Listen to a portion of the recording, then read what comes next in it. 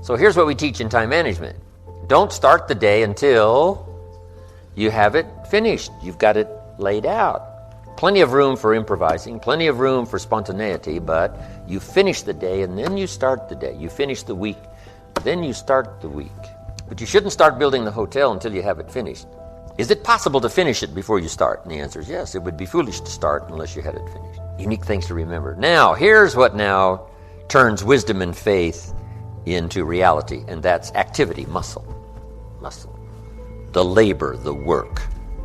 Some people go for affirmations, but see, I do believe in affirmations, but here's the key on affirmations, and that is to affirm the truth. Affirm the truth. If you're broke, best thing to affirm is, I am broke. You put that up on the refrigerator where you can see it every day. It'll drive you to sign up for a class to learn a skill so that this doesn't happen anymore. Now, if that doesn't do it, reaffirm and put this up there. I'm 40 and broke. See, that's a lot more alarming. And if that doesn't work, put this up there. I live in America and I'm 40 and I'm broke. Something is wrong. Not with the country now. You don't have to build a raft.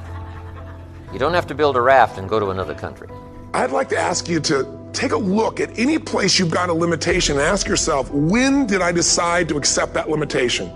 And you may not even see it as a limitation. You might see it as just, that's who I am. But so often in our lives, we've adapted to be a certain way so that we don't fail or so that people will like us or respect us, but it's not necessarily who we are. Something might be wrong with your philosophy, your policy, your plan, and your strategy. So, affirm, yes, but always affirm the truth. Here's what the old prophet said. The truth will set you free. Now, here's the freedom of the truth. Number one, freedom of the truth. To correct old errors in judgment. That's the freedom of the truth. Because if you don't speak the truth, then you're likely not to correct the errors in judgment. If something's wrong, but you say, hey, it's fine, it's fine, it's fine, how are you going to correct the errors in judgment that made it wrong? See, you can't say it's fine, it's fine, it's fine, and finally it turns out to be fine. Say, no. The only way to go from wrong to fine is not by affirmation. The way to go from wrong to fine is to figure out where the errors in judgment were by speaking the truth. Something's wrong here, finding out what's wrong, making the changes. Now it can go from wrong to fine. It's not so much about changing your identity as there's expanding it. Deciding that, instead of your goals to lose 10 pounds, which is not compelling, what if your vision was to get back to my fighting weight? This year, this month, this next 90 days, I'm going to transform my body. I'm going to take on a new challenge. I'm going to find some technique or strategy, there's a million of them, that can reframe myself where I want to feel younger, stronger, more vibrant than ever before. Here's a good phrase. Affirmation without discipline is the beginning of delusion. Now, here's what else the truth does. First, it sets you free to correct old errors in judgment. Here's what else it does. Helps you to set up new, easy discipline, to turn wrong into right, to turn lack into prosperity, to turn skepticism into faith. Now, let me give you the secret now to creating a hotel. The final secret is discipline. But in order to turn wrong into right, we must speak the truth. Because only the truth will set you free. Free to correct an error in judgment. Because here's the formula for failure and here's the formula for success. Formula for failure, number one, a few errors in judgment repeated every day. We call that the formula for failure.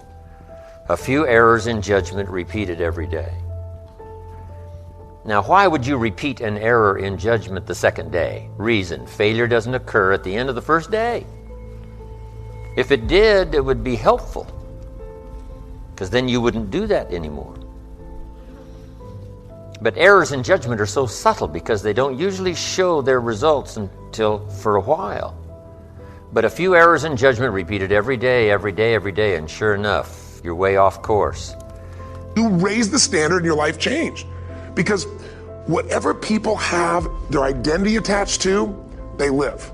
We live who we believe we are. That's just how it works. Now, here's all you got to do to turn that around. A few simple disciplines practiced every day.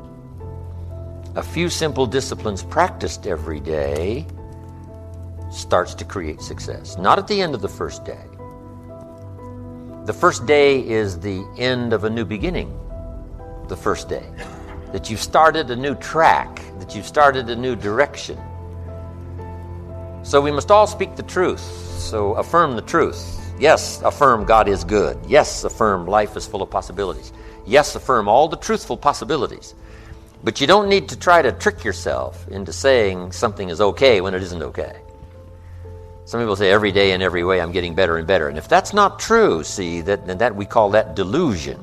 If it's not true. If it is true, then it's wonderful, it's fabulous. We should celebrate.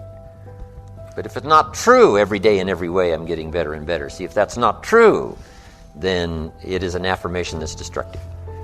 So just affirm the truth. The truth is I lack some skills to multiply my income by 10, which I wish to do in the future. I need to learn the skills. Affirm that you don't have the skills, so that it'll drive you to get the skills because you want to multiply your income by 10. Yes, it is true. All things are possible to the believer. It is true. Errors in judgment lead to devastation.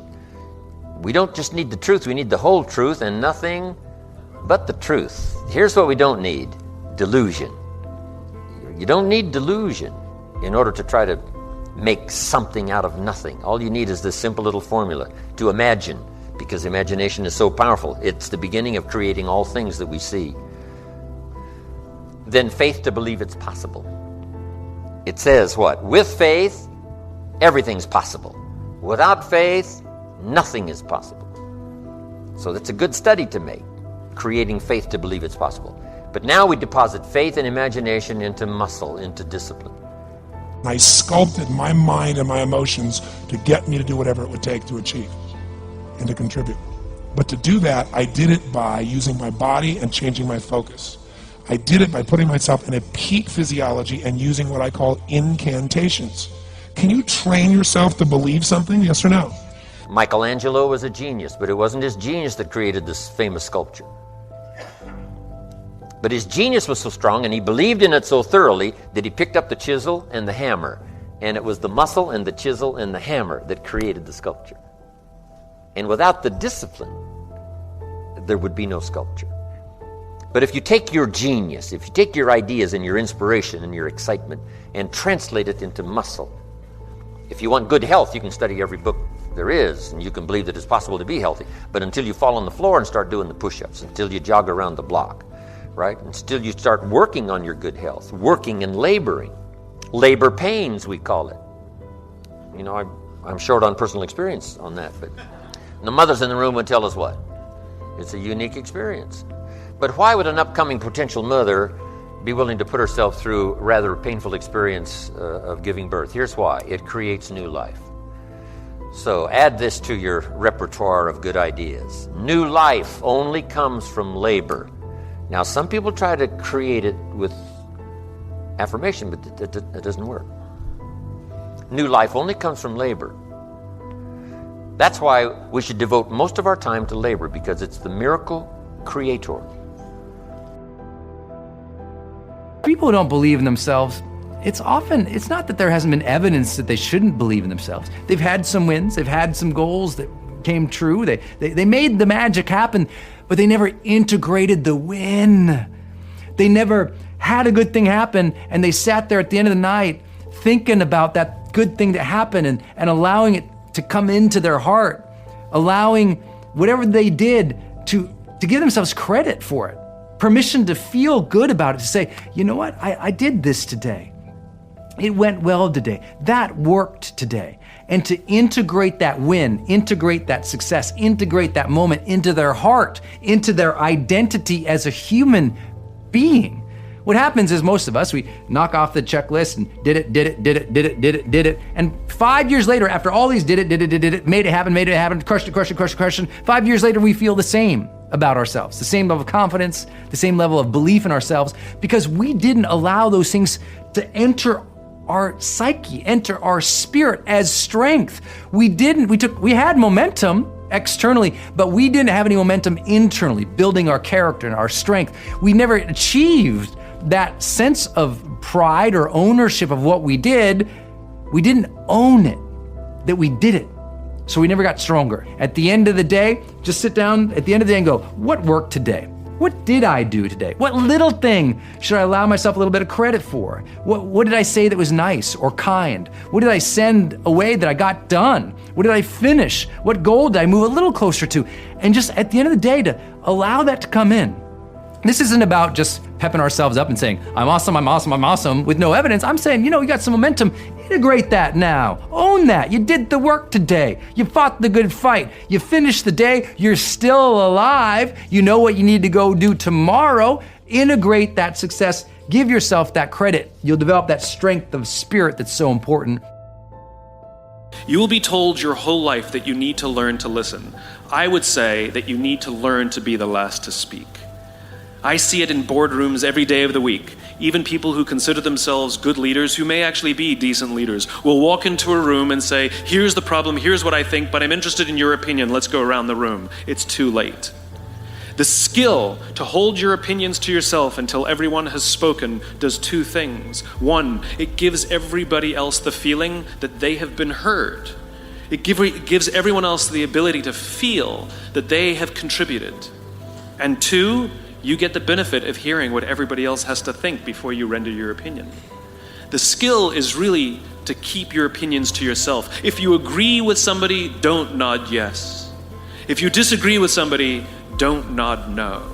Simply sit there, take it all in, and the only thing you're allowed to do is ask questions so that you can understand what they mean and why they have the opinion that they have. You must understand from where they are speaking, why they have the opinion they have, not just what they are saying.